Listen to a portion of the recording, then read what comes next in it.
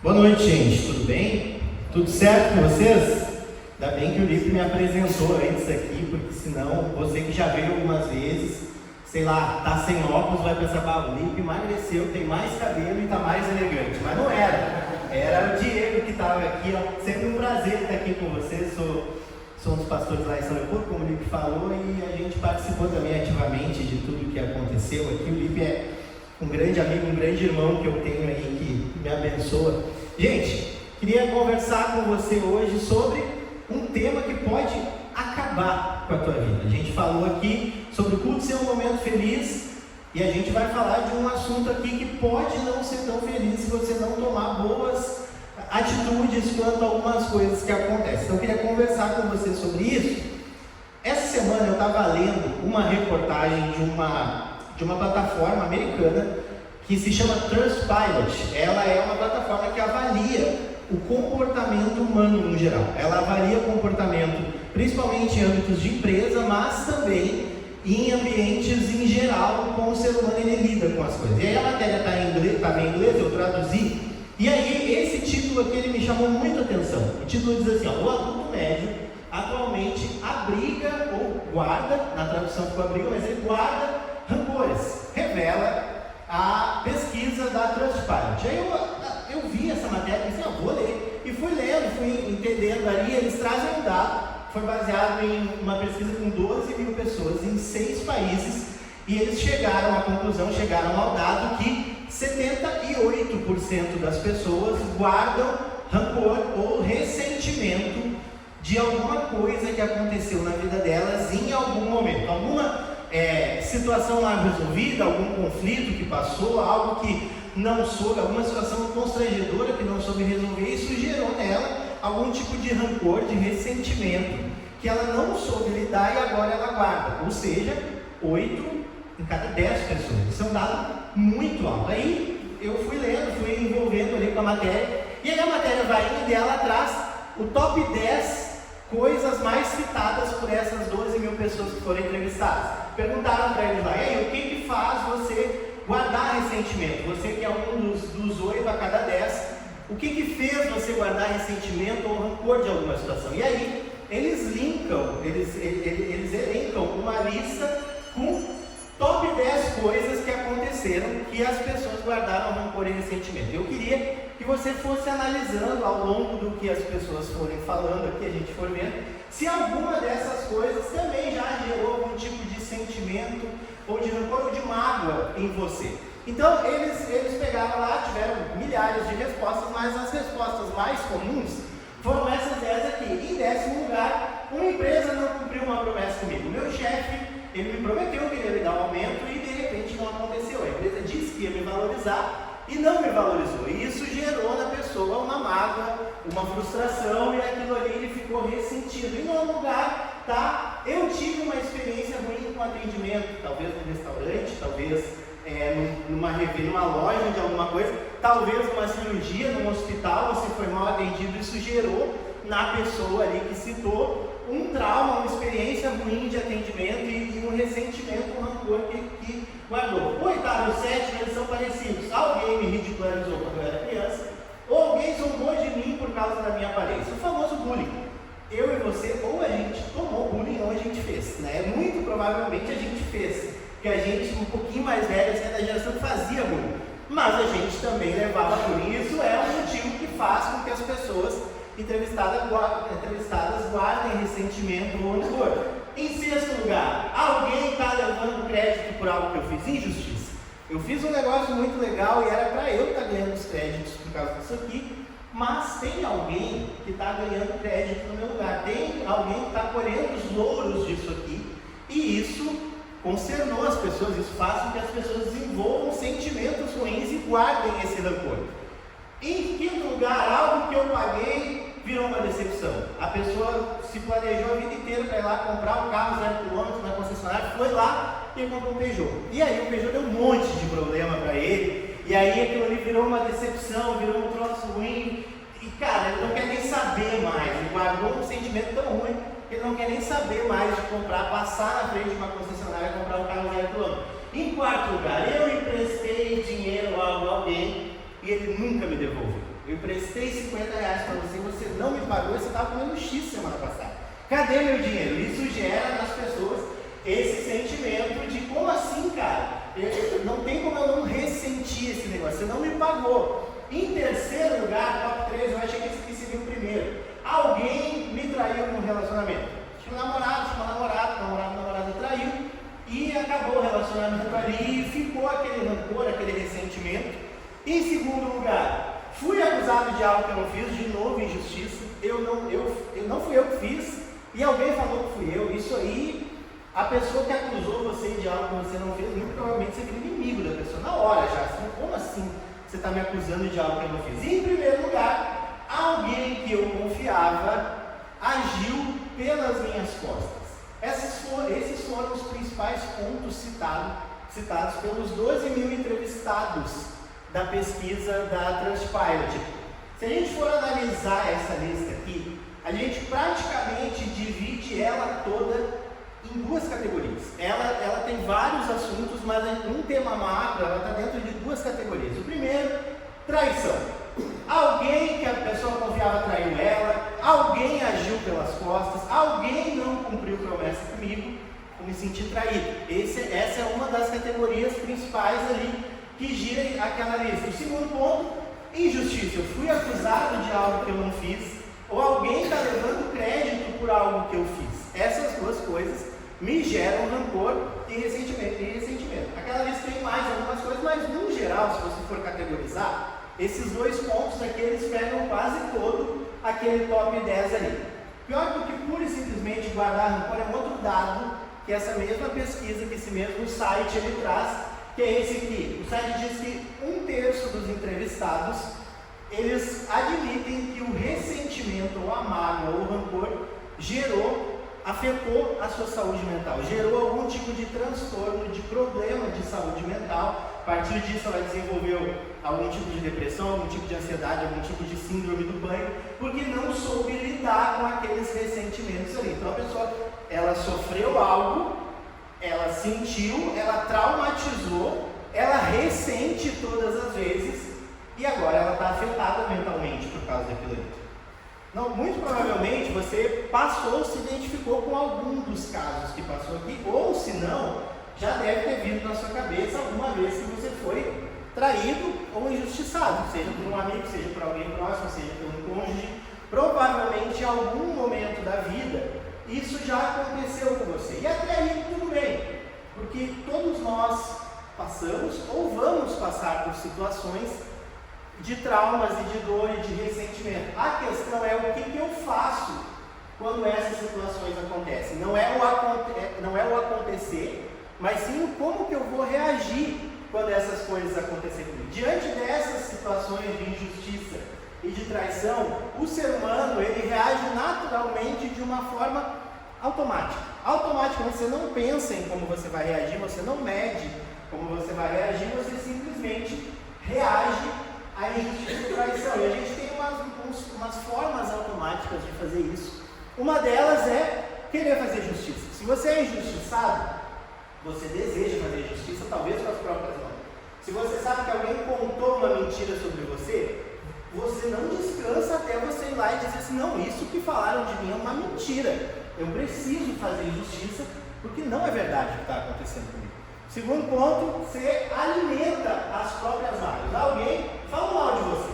Aí você, quando te contaram que falaram mal de você, você sentiu e ficou chateado. E aí talvez você até falou aquela frase assim, mas não dá nada, é isso aí mesmo, vida que segue.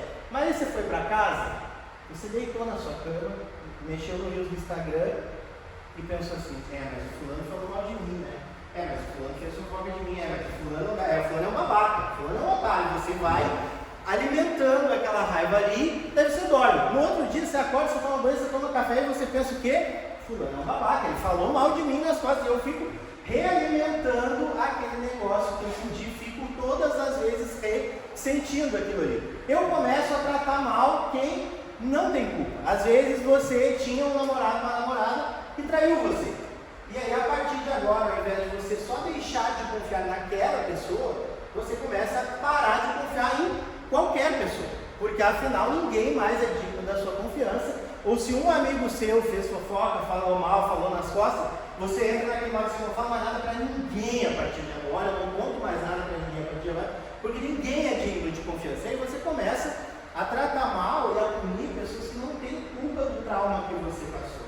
E em último lugar, você perde a confiança, você tem a tendência a passar por esse negócio de é melhor eu me afastar, é melhor eu me isolar, é melhor eu não conviver mais com as pessoas, porque afinal elas me fazem mal, e se eu conviver com elas vai me fazer mais mal. Então eu vou me afastar, vou me isolar, e eu vou viver minha vida, e a pessoa vai viver a vida dela lá. E a gente começa a agir mais ou menos assim. Sabe o que é mais perigoso nessa história toda? É que ao longo do caminho, a gente aprende a conviver com isso. A gente acostuma a viver com uma espécie de dor mal curada. Um negócio que aconteceu com você, que você não resolveu, você faz de conta que resolveu, mas que você volta a sentir dia após dia. Ao invés de você procurar tratar esse sentimento, você se fecha, você muda a sua personalidade, você era uma pessoa relacional, uma pessoa legal, mas de repente, agora eu não sou mais, agora eu não confio mais em ninguém, agora eu não tenho mais amigos, agora ninguém mais é digno. E você muda o seu jeito de ser, porque às vezes alguém errou com você. E você vai criando uma espécie de casca, uma espécie de proteção, de armadura que ninguém agora mais consegue chegar perto de você. E você começa a acreditar que essa casca é a melhor coisa que pode acontecer para você. Porque você já foi ferido uma vez, você já foi machucado, então assim, eu não vou dar nem espaço e possibilidade de alguém se aproximar de mim de novo. E essa casca aqui agora, ela vai me protegendo. De fato, isso é meio que uma casca, isso é meio que um rancor que vai endurecendo o seu coração aos poucos, ao ponto de o seu coração, os seus sentimentos serem impenetráveis. Você foi se fechando, você foi criando uma casca, você foi se anulando tanto, que agora ninguém mais acessa você, ninguém mais consegue penetrar na sua mente, nos seus sentimentos, no seu coração. E aí o teu coração vai endurecendo, e quanto mais o teu coração vai endurecendo, mais ele te afeta. A gente tem alguns exemplos de como o coração duro vai afetando a gente. O coração duro ele vai afetando os seus relacionamentos. Como a gente falou aqui, eu começo a me afastar das pessoas, eu começo a não confiar nas pessoas. Se eu tinha um colega de trabalho que era legal comigo e me dava bem com os meus colegas de trabalho, de repente, algum colega de trabalho tentou me derrubar, eu não confio mais em nenhum colega de trabalho. E eu vou prejudicando os meus relacionamentos, porque eu vou criando essa casca e porque eu vou tendo o meu coração endurecido. O coração duro afeta a sua fé, ele afeta a maneira com que você enxerga Deus. Afinal, você se sente injustiçado e você sente que Deus não faz justiça. Deus não está fazendo justiça, Deus não me entende e Deus não me atende. Quando você cria essa dureza de coração, essa casca, ela vai impactar em como você se relaciona com Deus. O coração duro afeta as suas decisões. Você opta por não perdoar, por não relacionar, por não viver, por não abrir os horizontes para uma igreja, por exemplo. Não, eu fui numa igreja, eu fui muito machucado, então agora não vou mais em igreja. E aí, quando o seu coração está duro, as suas decisões são pautadas a partir da dureza do seu coração. Um coração duro afeta o seu futuro, porque agora as suas decisões elas diminuem o campo de ação delas, você não permite mais se arriscar e conhecer nada que não esteja pura e simplesmente no seu controle. Se é algo que minimamente foge do meu controle, eu nem vou me arriscar a fazer, porque eu já fui machucado e eu começo a fechar os horizontes para mim mesmo. E o coração duro afeta a sua saúde. Você lembra da pesquisa que a gente falou que 1/3 das pessoas desenvolvem algum tipo de problema mental, de dificuldade mental, por causa da dureza de coração? Deixar a dureza de coração tomar conta de você é o mesmo que você carregar um veneno que vai te matando aos poucos. A dureza de coração não mata a tua vida inteira de uma vez só, mas ela vai podando de pouquinho em pouquinho e ela pode acabar com a tua vida. Talvez não fisicamente, mas talvez ela vai acabar com a sua alegria de viver, ela vai acabar com o seu propósito, ela vai acabar com a sua leveza, ela vai acabar com o seu relacionamento, ela vai acabar com o seu relacionamento com Deus. Ressentimentos geram dureza de coração e podem acabar com coisas boas que você poderia viver. A dureza de coração te impede que você viva coisas boas que você poderia viver e você optou por fechar a sua vida para essas coisas. A Bíblia apresenta para a gente uma história que mostra como que essa dureza vinda de ressentimentos, de coisas que nos machucaram, elas podem nos afetar, e ela mostra uma dicotomia de dois personagens que passaram por situações praticamente iguais, de injustiça e de traição, e cada um deles reagiu a isso de uma maneira diferente. Eu queria contar uma história para você, e ela começa com um cara chamado Absalão. A história dele está lá no livro de 2 Reis. Absalão, ele é príncipe de Israel, ele é filho do rei Davi. Talvez Absalão você nunca ouviu falar, mas o rei Davi, muito provavelmente, você já ouviu falar dele. O maior rei da história, o rei mais conhecido da história, o maior rei da história de Israel. Davi é o rei, Absalão é o príncipe. Absalão, ele tem uma irmã chamada Tamar. Eu vou chamar de irmã completa, porque ela é irmã dele, do mesmo pai e da mesma mãe. Então ela é uma irmã completa dele. E ele tem o Aminon, que é o outro meio irmão dele. Então a gente tem Absalão, o pai dele Davi, Tamar, irmã por parte de pai e de mãe, e Aminon, irmão por parte de pai. A nossa história ela vai girar em torno dessas pessoas aqui essa noite. A gente vai entender como que algumas ações deles implicaram em dureza de coração para algumas pessoas e como cada uma delas reagiu a cada uma dessas histórias. Quero dar um plano de fundo do que está acontecendo aqui antes da gente entrar na leitura bíblica.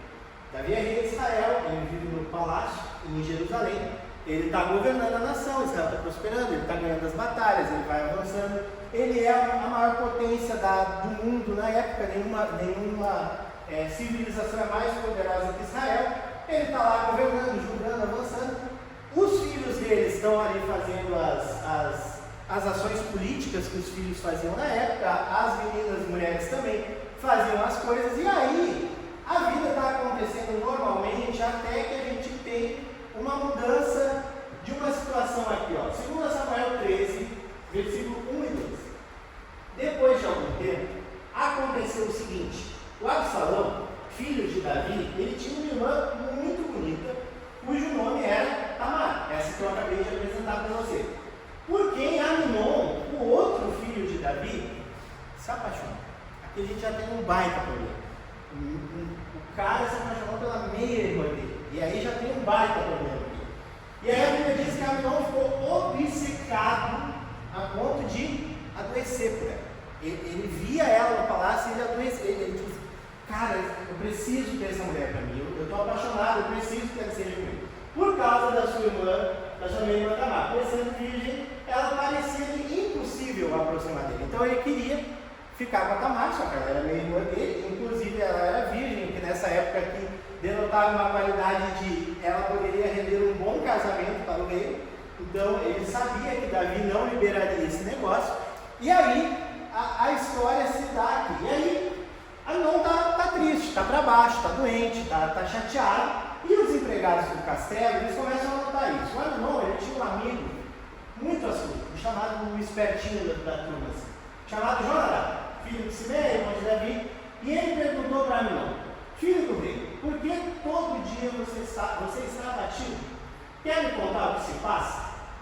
Daí o Aminon disse para ele assim: eu estou apaixonado pela Tamar, a irmã do meu irmão Absalão. Então o que está acontecendo aqui? Todo o palácio já percebeu que o Aminon não está bem. O Aminon não está legal, ele está para baixo, ele está meio triste, ele está borocochô, como a gente fala. E aí tem um cara que é amigo dele, que é o Jonadab, que diz assim: ô filho do rei, o que está acontecendo, cara? O que está rolando contigo? E aí ele fala: estou apaixonado pela Tamar, mas eu sei que eu não vou poder ficar com ela.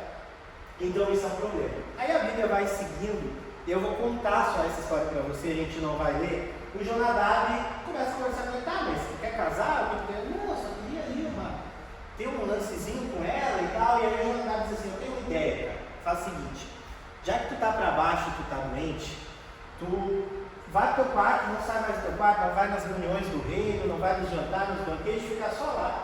Que daí Davi, que é o rei, vai se preocupar contigo. E aí quando Davi chegar lá para falar, daí tu diz assim: ah, eu não estou muito legal legal mesmo e tal. Mas se a Tamar cozinhasse uma comida para mim, aquele bolo de cenoura com chocolate que ela faz, e aquela lasanha que ela faz, bah, eu ficaria melhor. E aí, quando ela chegar no quarto, cara, aí você tenta convencer ela, aí você tenta ficar com ela. E aí Jonadab fala isso pro Amnon, que já está meio cantando as ideias, você viu ali que ele já está doente, obcecado. Ele fala, cara, boa ideia. E ele vai lá pro quarto dele, fica só no quarto e tudo mais. De repente isso chega nos ouvidos de Davi. E Davi diz para ele assim, vai lá nessa ele diz, e aí, cara, o que está acontecendo, meu filho? Tá, não sai do quarto? E aí ele conta essa história, tô triste e tal. Aí Davi diz assim, tá, mas tem algo que eu possa fazer para te ajudar? Aí ele fala, acho que uma comida me faria bem. Então, se tiver uma pessoa que cozinhasse, e deixa eu te falar, Davi, Tamar cozinha muito bem. Tem como tu trazer ela aqui para mim? E aí Davi diz assim, olha, se isso vai te ajudar, beleza, eu vou falar com ela, vai vir cozinhar, dizer o que tu quer. Ela vai lá, prepara os pães, os bolos e tal. E aí, a gente vai entrar na história aqui, que aconteceu essa conversa toda. A Tamar, ela cozinhou e agora ela chegou no quarto do Amnon para servir a comida para ele. Aí ela chega, bate na porta lá e entra no quarto. E aí, a história continua lá no 13, 11 a 14. Mas quando ela se aproximou para servir, então, ela entrou no quarto da comida, ela se aproximou da cama onde ele estava para servir. Ele agarrou e disse, deite-se comigo, meu irmão. Ela, porém, disse, não, meu irmão, não me faça essa violência. Não se faz uma coisa dessa em Israel, não cometa essa loucura. Não cometa essa loucura. O que seria de mim? Como eu poderia livrar-me da desonra? E o que seria de você? Você seria considerado um depravado em Israel. Então ela diz assim, cara, nem cogita essa ideia, tira a mão de mim, sai fora. Não, eu sou virgem, eu vou ter um bom casamento. Se tu tirar minha honra aqui, acabou o casamento para mim, tu vai ser considerado louco em Israel, é um príncipe, cara, não faz um negócio desse. Amnon, porém, não quis ouvi-la e, sendo mais forte do que ela, violentou. Então, quando ela foi lá alcançar, o Amnon pegou a mão dela, botou na cama e violentou. Não estuprou a Tamar. Ele violentou ela. E aí, logo que ele violenta ela fica em êxtase, não sabe como reagir. E aí ela se dá conta de que ela perdeu a possibilidade de se casar agora novamente. Porque ninguém casaria mais com ela, não sendo vivo. E aí ela fala para ela assim, cara, agora então você vai ter que pedir para o Davi para ficar comigo, porque acabou a minha vida aqui.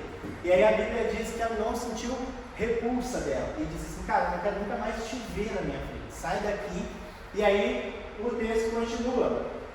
Ele chamou o servo e disse, põe essa mulher para fora e tranca a porta. E aí ele tirou a Tamar de dentro do quarto, já tinha feito o que ele queria lá, já tinha violentado ela, e aí ele mandou sair. Aí a Tamar, o servo pôs ela para fora, trancou a porta, ela estava vestindo uma túnica ornamentada, pois era o tipo de roupa usada pelas filhas virgens do rei. Tamar pôs cinza na cabeça, rasgou a túnica longa que estava usando e se pôs a caminho, com as mãos sobre a cabeça, chorando em voz alta. Tamar está completamente desesperada. Esse negócio que fala aqui de pôr cinza sobre a cabeça, rasgar a túnica era sinal de desespero. Significa tipo assim, isso aqui é a última coisa que eu posso fazer.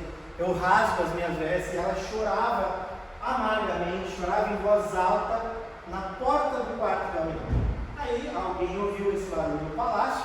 Absalão, o irmão completo dela, o irmão por parte de pai e de mãe, está passando na hora e enxerga ela chorando, ouve o barulho e vai. E aí a Bíblia continua contando para ele. Absalão chegou ali e viu ela e perguntou assim, Amnon, seu irmão esteve com você? Cara, tu tá chorando na porta do Amnon, tu rasgou as vestes aqui, tu colocou o cinto sobre a cabeça, tu estava dentro do quarto com a Amnon, o que o Amnon fez contigo? Aí ele tenta acalmar ela, acalme-se, minha irmã, seu irmão, não se deixe cantar pela angústia. Ele viu o que aconteceu ali, ele tenta acalmar ela, e aí, desolada, a Tamar fica na casa de Absalão. Então ele vê o que aconteceu, ele pega a Tamar, leva para casa, tenta acalmar ela, e a primeira coisa que ele faz depois disso aqui, é falar com o rei. Ele fica enlouquecido, ele diz, eu vou lá falar com o Davi, e eu vou tirar a satisfação dessa história. E aí ele vai lá em Davi, e conversa, e fala com o Davi. Ao saber de tudo isso, Davi O Absalão chegou lá e disse assim: cara, o Amnon estuprou a guria aqui, o que nós vamos fazer quanto a isso? Davi, não, está erradíssimo, não sei o quê, nós vamos punir. Aí o Absalão disse assim: e eu vou matar ele. E aí Davi disse: opa, matar não, cara, ele é meu filho, igual que é meu filho, ele vai pagar pelos erros dele, mas eu não te dou permissão e autorização para matar ele. Eu não deixo que você faça isso. Aí Absalão, ouvindo isso, não falou nada para Amnon, nem bem nem mal, pois o diabo ter violentado a sua irmã Tamar. Absalão, ele fica indignado, ele vai até Davi não deixa ele matar. E aí Absalão sente duas categorias aqui. Ele se sente traído pelo irmão dele, ele sente que Amnon traiu ele, agiu pelas costas e acabou com a vida da irmã. E ele se sente injustiçado por Davi, porque ele queria fazer justiça, ele queria agora matar Amnon, porque Amnon terminou com a vida da Tamar, então o justo seria eu também acabar com a vida dele.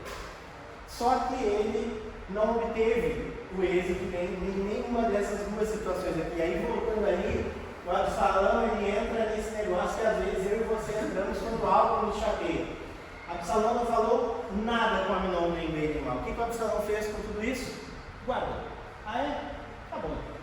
Não falo mais contigo, não vou falar mais com ninguém, não vou fazer mais nada aqui. Cada um vive a sua vida. Ele decide guardar o sentimento, ele decide se isolar, ele decide se calar. Ele entra naquele negócio assim de tipo, tá tudo bem aí? Não, tá, mas não tá bem, não, tá tudo bem, tá tudo bem, tá tudo bem. E ele não fala com ninguém sobre isso, ele não vai atrás para resolver de outra maneira, ele não aceita a justiça que era imposta pro Amnon naquela época, e ele se isola. Então Absalão, ele se sente traído e injustiçado, e aí a Bíblia conta que passaram-se 2 anos desse ocorrido. 2 anos se passaram, Amnon viveu a vida normal, Absalão está vivendo a vida dele normal também, os dois estão vivendo lá com as suas coisas, fazendo os seus afazeres. Parece que passou, parece que a vida seguiu e o Amnon foi punido ali por Davi de certa forma, e aí Absalão parecia que estava bem também, e aí a história segue. Lá no 23, diz assim, 2 anos depois, então aconteceu hoje esse negócio, passaram-se 2 anos. Quando os tosqueadores de ovelhas de Absalão estavam em Baal-Hazor, perto da fronteira de Efraim, Absalão convidou todos os filhos do rei para se reunirem com ele. Absalão foi ao rei e disse: eu, teu servo, estou tosqueando ovelhas e gostaria que o rei e seus conselheiros estivessem comigo. O que ele está fazendo aqui? Ele está preparando as ovelhas e ele vai fazer um banquete. Cara, eu vou dar um banquete, eu vou fazer uma festa, estou preparando as ovelhas aqui, e ele vai até o rei e diz assim: eu gostaria muito, meu rei, que o senhor estivesse nessa festa, meu rei, meu pai. Aí Davi diz assim: não, meu filho, nós não vamos todos. Pois isso seria um peso para você. Tipo assim, cara, se eu for, eu tenho que levar minha guarda real inteira. Não faz sentido eu ir lá também e tal, não vou ir. E embora Absalão insistisse, ele se recusou a ir, mas não abençoou. Então, ele faz um banquete, chama Davi, fala com Davi diz: não vou ir, mas pode fazer, tudo mais. E aí ele convida todos os filhos de Davi para esse banquete e faz o banquete. Aí a história continua e tem ele conversando com os homens dele. Então Absalão juntou os homens dele e disse assim: aí tem antes essa conversa aqui, se não pode vir, permite por favor que Amnon, meu irmão, venha conosco. O rei perguntou: por que ele iria com você? Absalão, porém, insistiu tanto que o rei acabou deixando que Amnon e os outros filhos do rei fossem com ele. Absalão ordenou aos homens, agora sim, ele juntou a galera dele e disse assim: ouça, quando Amnon estiver embriagado, eu vou dar bastante vinho para ele. Quando ele estiver embriagado e eu disser: ataquem Amnon, vocês o matarão. Não tenham medo, não fui eu que ordenei a vocês. Sejam fortes e corajosos. Amnon passou 2 anos ressentido do ator e não contente com a justiça que tinha sido imposta. Ele planeja então matar o irmão dele. Ele faz todo um teatro, ele faz todo um banquete, ele faz um jantar especial, convida as pessoas mais importantes do reino, inclusive Amnon, e fala com os funcionários dele: nós vamos encher esse cara de vinho, e a hora que eu falar para vocês vão gravar uma faca no coração dele e vão cortar a garganta. E aí a Bíblia diz que é assim que acontece. Assim os homens de Absalão mataram Amnon.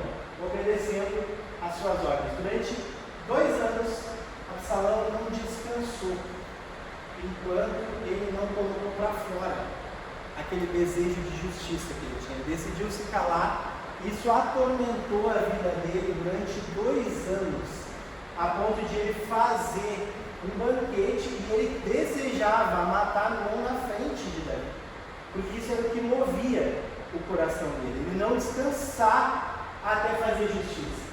Então todos os filhos do rei se levantaram e, montando cada um na sua roupa, fugiram. Os outros filhos ficaram assustados, fugiram. Absalão é dominado pela raiva e pela ira dele. O que você faz com a dor que você viveu pode definir o futuro que você vai viver. Absalão define que a dor dele vai ser paga com a mesma dor que você sentiu. Eu passei pela dor da morte, de você acabar com a vida da Tamar, agora você também vai passar. E isso define todas as atitudes dele a partir de agora. Absalão, ele não desiste enquanto ele não imputa o mesmo sofrimento que ele sofreu para aquela outra pessoa. A história segue um pouquinho mais à frente. Então os filhos do rei saíram correndo, saíram fugidos de lá, não entenderam nada. Eles ainda caminho, chegou a seguinte notícia ao rei. Eles estão indo, voltando, correndo, fugindo de Absalão. Alguém chega no ouvido de Davi lá no palácio e diz assim: Absalão matou todos os seus filhos, nenhum deles escapou. Fake news. Chegou lá para Davi assim: mataram todos os seus filhos. E aí Davi se desespera. O rei levantou-se, rasgou as vestes e prostrou-se com o rosto em terra. E todos os servos que estavam com ele também rasgaram as vestes. Contudo, Jonadab, olha o Jonadab aí, o cara que deu a ideia para o Amnon lá no início. Filho de Simei, filho de Davi, disse: não pense o meu senhor que mataram todos os seus filhos. Somente Amnon foi morto. Atenção nessa frase. Essa era a intenção declarada de Absalão desde o dia em que Amnon violentou Tamar, a sua irmã. Desde o dia em que aconteceu, dia após dia, Absalão ressentia a dor e relembrava do momento em que ele chegou na porta do quarto do Amnon e a Tamar estava chorando. Todos os dias essa imagem vinha na cabeça dele. Todos os dias as dores do passado atormentavam ele, a ponto de as dores do passado tomarem as rédeas da vida de Absalão. E agora ele não tem mais vontade própria, ele não tem mais desejo próprio, ele vive de acordo com o desejo de vingança a partir daquele ressentimento que ele tem. A história continua quando chegaram os filhos do rei chorando em voz alta. Também o rei e todos os seus servos choraram amargamente. Agora Davi fica sabendo que ele perdeu o filho. Davi fica sabendo que Amnon morreu. E aí ele chora amargamente. Luto, desespero, tristeza, algo que não dá nem para descrever. E agora, quem feriu Davi foi Absalão. Agora os papéis se inverteram. Primeiro Absalão se sente traído e injustiçado por Davi. E agora Davi se sente injustiçado e traído por Absalão. O papel se inverteu e aí a Bíblia vai falar que Davi ele se enfureceu momentaneamente. Ele enlouqueceu. Ele disse assim: cara, traz o Absalão aqui que eu vou matar o Absalão. Eu vou acabar com a vida desse cara aqui. Nós vamos dizimar ele aqui. Porque ele desobedeceu a minha ordem. Ele matou um cara que é meu filho. Ele não tinha o direito de fazer isso. Só que a Bíblia diz que Absalão fugiu. Absalão fez isso e fugiu para uma cidade chamada Gesur. E lá ele permaneceu por 3 anos. E aqui a gente tem a primeira diferença de reação de Absalão para Davi. Absalão se ira e remoe isso por 2 anos dentro do coração dele. Davi se ira momentaneamente. Mas a Bíblia diz que quando o rei se sentiu consolado, ou seja, quando ele tratou esse ressentimento que ele tinha, esse ódio, esse rancor e essa frustração referente a Absalão, da morte de Amnon, ele desejou intensamente se encontrar com Absalão. Passou. Absalão, tu fez um mal terrível para mim, tu foi uma pessoa que matou meu filho, mas passou. Eu tratei, eu não guardei, eu conversei, eu fui aconselhado e tratou. E agora eu desejo intensamente encontrar contigo de novo. Diferente de Absalão, que em 2 anos move a vida a partir disso, Davi em 3 anos entende que o melhor a fazer é parar de ressentir, é perdoar e começar do zero de novo. E aí Davi, ele chama Absalão de volta. Ele diz: Absalão, volta para casa, eu quero que tu more no palácio, eu quero que tu viva uma vida junto comigo, eu quero que você seja novamente meu filho, talvez você vai ser meu sucessor quando eu morrer, volta para cá. E Absalão volta. Absalão, ele aceita o pedido de desculpas do pai, ele retorna, e para Davi, está 0 a 0. Para Davi está tudo certo, agora eu vou viver com meu filho feliz para sempre. Mas Absalão tem um coração duro, impenetrável, em função dos ressentimentos que ele não tratou. E aí, embora para Davi seja vamos do zero, ressentimento, ele já tomou conta da saúde mental de Absalão há muito tempo, a ponto de ele não mais, como eu falei agora há pouco, ter vontade própria, ele quer mais vingança. Afinal, ele vingou a morte do irmão, aquela traição do irmão, mas ele ainda se sentia injustiçado pelo pai, então ele quer justiça.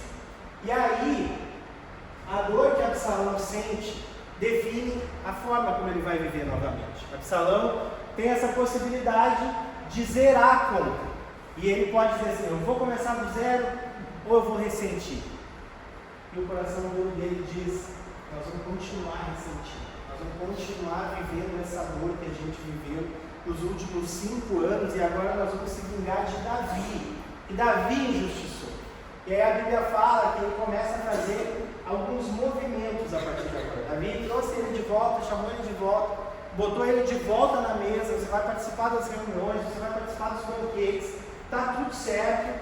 E Absalão, ele começa a convencer um general aqui, um general do exército, a falar com uma pessoa aqui, uma pessoa ali. Ele começa a falar mal de Davi para as outras pessoas. Ele começa, a pessoa vai apresentar um caso para Davi, Davi julga e dá vitória para outra pessoa. Aí Absalão está lá na porta do templo, assim, quando a pessoa sai, Absalão pergunta para ele: o que deu tua causa aí?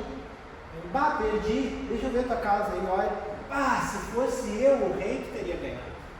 Se fosse eu que reinasse em Israel, não teria uma causa que tu não ganhasse. E aí a Bíblia diz que quando a pessoa ia fazer reverência para ele, porque ele era príncipe, ele não aceitava, ele pegava a pessoa, abraçava e beijava, ele vendia o peixe dele. Ele faz esses movimentos e de repente Absalão dá um golpe de estado em Davi. Absalão toma o poder e o trono de Davi, expulsa ele da cidade e passa a perseguir ele para matar Davi. Davi tem que fugir para o meio do mato, no meio de uma cidade desconhecida. Ele se esconde, ele foge. Durante alguns meses ele vive escondido de Absalão. E aí sabe qual é a primeira coisa que Absalão faz quando ele chega no palácio? Davi sai fugido, ele pega as esposas de Davi, coloca na varanda e ele estupra uma por uma as esposas do pai dele. Porque ele quer imputar justiça com as próprias mãos. Se a irmã dele foi estuprada e não houve justiça, agora as esposas do rei também passaram por isso. Ele faz uma série de coisas, acaba com um monte de coisa boa que Davi tinha feito. Ele termina com quase tudo que Davi tinha feito de bom, ele começa tudo do zero, e agora ele é o rei de Israel e ele vai fazer justiça.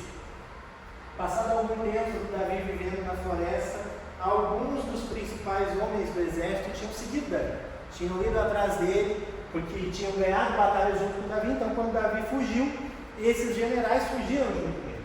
Passaram-se meses e Davi começa a fortificar um exército. Davi começa a juntar pessoas, a juntar soldados. Ele vai nas cidades, conquista cidades, aumenta aqui, aumenta ali, aumenta lá, até que de repente ele diz assim: eu vou retomar o trono desse cara. Eu já tenho um exército suficiente, eu já tenho gente o suficiente, eu já tenho os melhores guerreiros que conhecem batalhas, estão do meu lado, eu sou o melhor general do que Absalão, então eu vou retomar o trono de Israel. E aí a Bíblia conta pra gente que ele junta a equipe, ele junta o exército dele, ele tem 3 generais. E aí o rei, na porta do acampamento, antes dele atacar Israel novamente para tomar o poder de Absalão, ele ficou à porta. E enquanto os soldados marchavam, saindo em unidades de 100 e de 1000, ou seja, era uma galera já seguindo Davi, o rei ordenou a Joabe, a Abissai e a Itai, que eram os 3 generais, os 3 comandantes do exército dele. Por amor a mim, tratem bem o jovem Absalão, ou seja, não matem o meu filho. Mas rei, ele tomou o poder, não mata. Mas rei, ele estuprou outras coisas, não mata. Por amor a mim, não é por amor a ele. Se vocês não querem fazer isso porque ele acabou com Israel, beleza. Mas por amor a mim, não mata o Absalão. Porque Davi não guardava ressentimento do que Absalão tinha feito. Todo o exército ouviu quando o rei deu essa ordem sobre Absalão a cada um dos comandantes. O exército saiu ao campo para enfrentar Israel e a batalha aconteceu na floresta de Efraim, onde o exército de Israel foi derrotado pelos soldados de Davi. Houve grande matança naquele dia, elevando-se o número de mortos a 20. Davi começa uma batalha novamente, ele retoma o trono de Israel, mas ele não guarda ressentimento. Davi vence a batalha. Por causa da mágoa não curada e da incapacidade de lidar com injustiça e com traição, e de lidar com seus sentimentos, por causa de um coração duro de Absalão, 20.000 pessoas morrem. 20. Porque uma pessoa decidiu ressentir dia após dia algo que tinha doído no coração dele. Ao invés dele perdoar, 20.000 pessoas morreram no mesmo dia.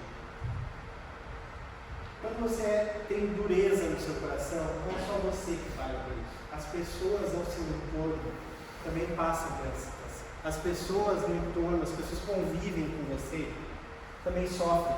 Também vão morrendo aos pouquinhos se você é uma pessoa impenetrável e com uma casca que ressente todas as vezes que uma coisa acontece. A Bíblia continua, que agora que Davi venceu a batalha, Absalão foge novamente quando ele vê que o exército dele perdeu. E aí a Bíblia diz assim, durante a batalha, Absalão, montado em sua mula, encontrou-se com os soldados de Davi. Passando a mula debaixo dos galhos em um grande carvalho, Absalão ficou preso nos galhos pelos cabelos, ficou pendurado entre o céu e a terra, e a mula o prosseguiu. Ele viu que ele perdeu a batalha, ele fugiu, de repente ele bate numa árvore, fica preso em uma árvore. E a mulinha vai e ele fica preso. E um dos soldados de Davi vê e vai lá e conta para o Joabe, que é um dos comandantes. E ele diz assim, eu vi o Absalão, ele está preso lá. E aí Joabe pergunta, você ouviu? E por que você não matou ele ali mesmo? Olha o Joabe, por que você não matou o cara ali mesmo? Eu teria dado a você 10 peças de prata e um cinturão de guerreiro. O homem, porém, respondeu, mesmo que fossem pesadas e colocadas nas minhas mãos 1000 peças de prata, eu não levantaria a mão contra o filho do rei. Ouvimos o rei ordenar a ti, Abissai e a Itai, protejam por amor a mim, jovem Absalão. Por outro lado, se eu tivesse atentado traiçoeiramente contra a vida dele, o rei ficaria sabendo, pois não se pode esconder nada dele, e tu ficarias contra ele. Ele diz assim, eu não ia matar, o rei mandou, tu está mandando matar, mas eu não vou matar. O rei disse que não era matar. E aí o Joabe respondeu, eu não vou mais perder tempo contigo. Então Joabe, ele pegou 3 pedaços de pau e com eles traspassou o coração de Absalão. Traspassou é o termo que a Bíblia usa para falar quando Jesus é traspassado pelo ferro, pelo prego da cruz. É o mesmo termo que ele está usando aqui. Um pedaço de pau traspassou o coração de Absalão. 10 dos escudeiros de Joabe cercaram Absalão e acabaram de matá-lo. Joabe vai até Absalão, pega mais soldados, mata ele. A história de Absalão terminou aqui. Que a dor que Absalão sentiu definiu para ele um caminho de morte. As escolhas de Absalão levaram ele para um caminho de morte. Ele poderia ter zerado a conta com Davi quando Davi chamou ele de volta. Mas ele estava tão envolto naquele pecado, ele estava tão ressentido com algo que alguém tinha feito para ele, que não tinha possibilidade de ele perdoar Absalão. Às vezes eu e você vivemos uma situação assim, alguém fez algo para você e quer zerar a conta. Então você está tão envolto nessa caça, você está tão avacalhado por essa dureza de coração que você não dá a possibilidade da pessoa perdoar você e começar tudo de novo.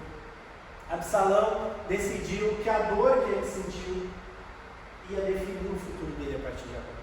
Você não precisa fazer isso. Você pode decidir zerar a conta com aquela pessoa que você guarda ressentimento. A Bíblia vai contando que agora Davi ele está esperando no acampamento o Absalão voltar, os soldados dele voltar. E a Bíblia diz o seguinte: ele está lá no acampamento e de repente vem um mensageiro contar para ele. O mensageiro chega para ele e diz assim: Rei Davi, vencemos a batalha, você é o rei de Israel novamente. Primeira pergunta de Davi: o jovem Absalão está bem? O que aconteceu com meu filho? O que houve com esse cara? Davi não está preocupado com a batalha.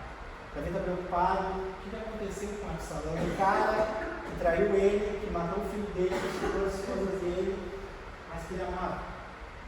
Davi quer novamente zerar a conta com Absalão. Como é que está o Absalão?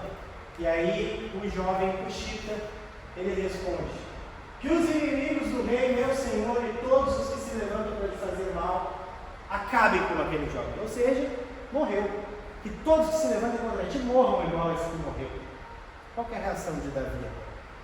A Bíblia diz que o rei ficou muito comovido. Subiu na sala que estava por cima da porta, começou a chorar, e andava de um lado para o outro e dizia assim: meu filho Absalão, meu filho Absalão, quem me dera eu morresse por ti, Absalão, meu filho.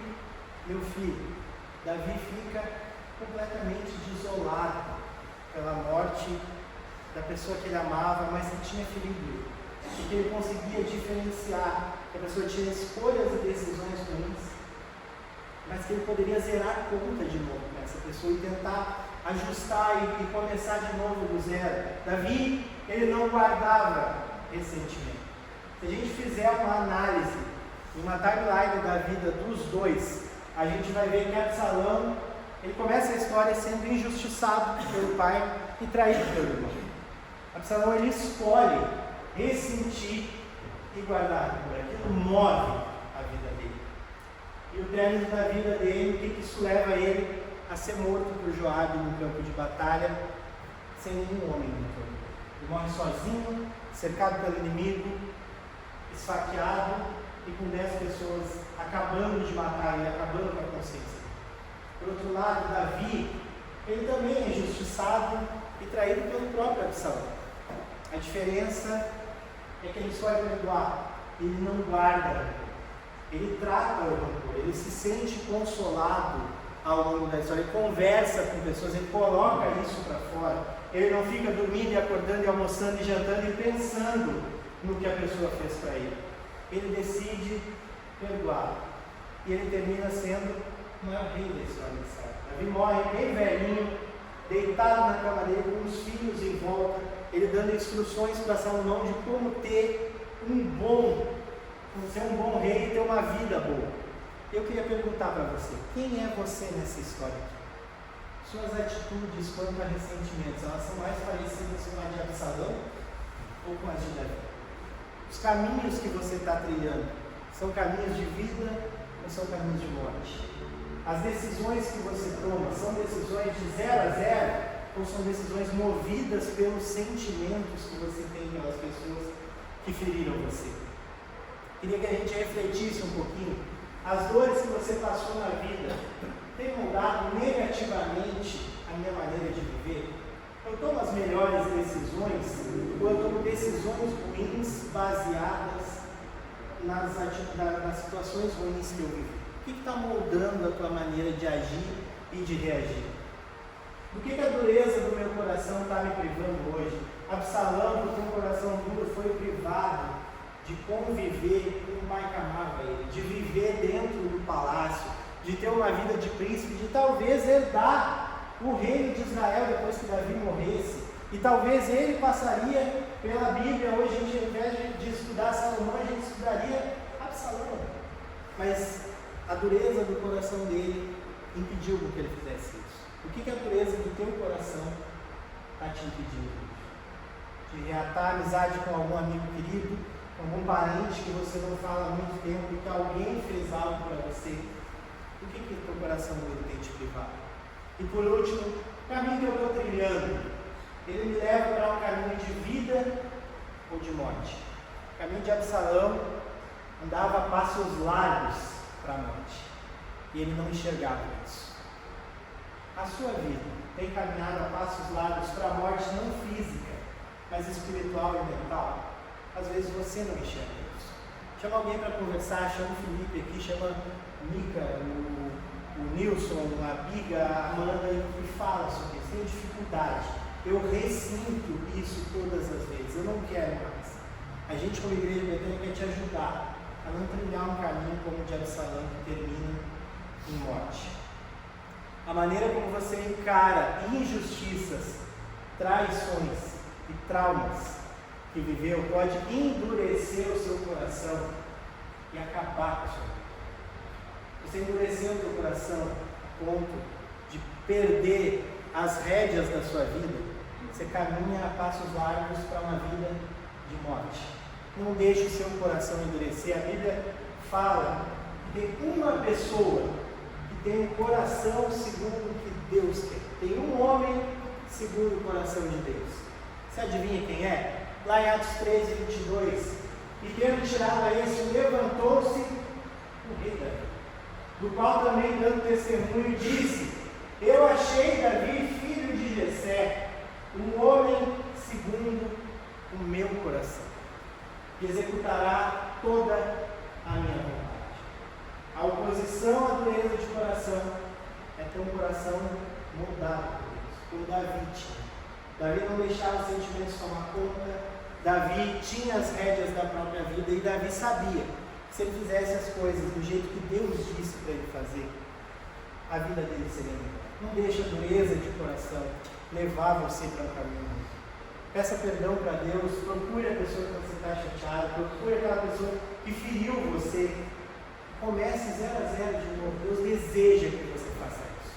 Amém? Vamos ficar de pé para a gente orar sobre isso?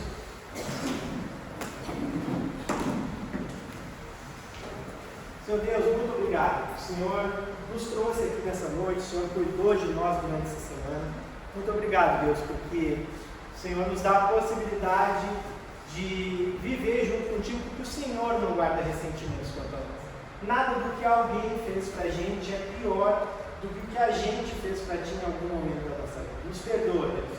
Obrigado porque o Senhor nos perdoa, nos ama e nos chama de novo para o teu banquete, para a tua mesa, para que a gente possa zerar todas as vezes o relacionamento contigo e começar de novo o relacionamento. Eu te peço pelos meus irmãos e minhas irmãs que estão aqui, Senhor, trate o coração de cada um, o meu coração, o coração de cada uma das pessoas aqui, que a gente não saia daqui hoje, Senhor, sem a certeza de que os ressentimentos, eles não vão tomar as rédeas da minha vida mais, eles não vão mais tomar conta das minhas ações, eles não vão fazer com que o meu caminho me leve para a morte. Nos ajuda a vencer orgulho, a vencer ressentimento, a vencer rancor, e não nos deixe, Senhor, cair em nenhum tipo de pecado que nos afaste de ti. Te peço que nos dê uma semana debaixo do teu amor, do teu cuidado, da tua proteção, e fica conosco, em nome de Jesus. Amém.